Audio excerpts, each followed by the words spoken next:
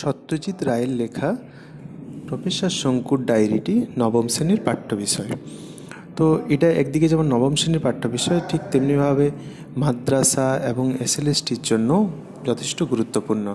গত মাদ্রাসাতে অনেকগুলো প্রশ্নই প্রফেসর শঙ্কুর থেকে এসেছিল। তো এর প্রথম যে অধ্যায় বোমযাত্রীর ডায়েরি, সেই বোমযাত্রীর ডায়েরি থেকে যে সব এমসিকিউ প্রশ্নগুলি হবে তা আমি কয়েকটি পর্বে ভাগ করে আলোচনা করব। তো এর বাইরে বিশেষ তেমন একটা কোনো প্রশ্ন হবে না। আর এইগুলো ফলো করলে নবম শ্রেণীর শিক্ষার্থীরা তারা পরীক্ষায় লিখতে তাদের যথেষ্ট সাহায্য হবে। আর এর বাইরে আশা করি তেমন একটা প্রশ্ন হবে না। তো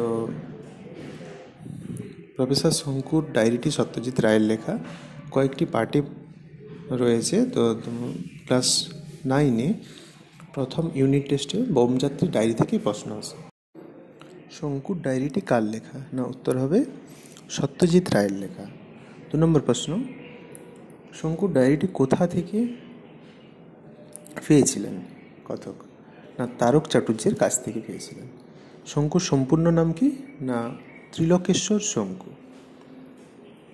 প্রতিবার বই কিনে তারক চাটুর্যকে শঙ্কু সত্যজিৎ রায় কত টাকা করে দিতেন? 5-10 টাকা করে। গল্পগুলো ভালো না লাগলেও তিনি কেন কিনতেন? তারক চাটুর্য শঙ্কুর বাবাকে চিনতেন এবং তারক চাটুর্যের ছেঁড়া জামা দেখে ভদ্রলোক বেশ গরিব বলে মনে হতো, তাই তিনি তার কাছ থেকে বইগুলো কিনতেন। তো পরের প্রশ্ন হচ্ছে, শঙ্কুর সম্পর্কে কোন কথা প্রচলিত আছে? না, শঙ্কু বছর 15 নিরুদ্দেশ। কেউ কেউ বলেন তিনি কোনো পরীক্ষা করতে গিয়ে প্রাণ হারান। আবার এও শোনা যায় তিনি কোনো গভীর পরীক্ষা করছেন লুকিয়ে, সময় হলেই তিনি আত্মপ্রকাশ করবেন। পরের প্রশ্ন, তারক চাটুর্য কথায় কথায় কিসের প্রসঙ্গ টেনে আনেন? না, তিনি সব কথায় বাঘের প্রসঙ্গই টেনে আনেন। কোথায় উল্কাপাত হয়েছিল? না, সুন্দরবনের মাথারিয়া অঞ্চলে। পরের প্রশ্ন, শঙ্কুর ডায়েরিটি তিনি কত দিয়ে কিনেছিলেন কথক? না, 20 টাকা। পরের প্রশ্ন হচ্ছে,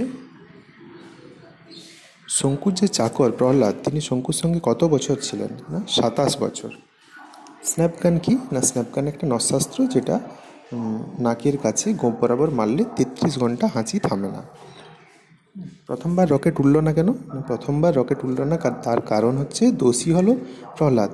সে ঘড়িতে দম দিতে গিয়ে ঘড়ির কাঁটাটাকে উল্টে ফেলেছিল। 3.5 ঘন্টা লেট হয়ে গেছিলো। আর এদিকে যদি সামান্যতম 1 মিনিটেরও এদিক ওদিক হয় তাহলেই বিপদ। আর সেখানে 3.5 ঘন্টা লেট হয়, রকেটটা উড়ল না। রকেটটি কোথায় পড়েছিল? না, অবিনাশবাবুর মূলর ক্ষেতে। যাদের বুদ্ধি কম তাদের সাহস বেশি হয় কেন? কারণ হচ্ছে তারা ভয় পাওয়ার কারণটাই খুঁজে পায় না। প্রহ্লাদের ওজন কত? না, 2 মণ 7 সের। পরের প্রশ্ন হচ্ছে, শঙ্কুর ওজন কত? না, শঙ্কুর ওজন 1 মণ 11 সের। বিদুশেখরের ওজন কত? বিদুশেখরের ওজন 5.5 মণ। শঙ্কুর রকেট কত ওজন বইতে পারে? না, 20 মণ ওজন বইতে পারে। প্রথম পর্বের শেষ প্রশ্ন হচ্ছে, প্রহ্লাদের সাহসিকতার পরিচয় দাও। প্রহ্লাদের সাহসিকতা কি? না, প্রহ্লাদ একজন বোকা মানুষ এবং সে জানতো না যে কিভাবে কি বিস্ফোরণ ঘটতে পারে বা বৈজ্ঞানিক কোনো তথ্য তার জানা ছিল না। তাই একদিন কি হয়েছিল না, একটা বাইকর্নিক অ্যাসিডের শিশি একটা টিকটিকি ফেলে দিয়েছিল এবং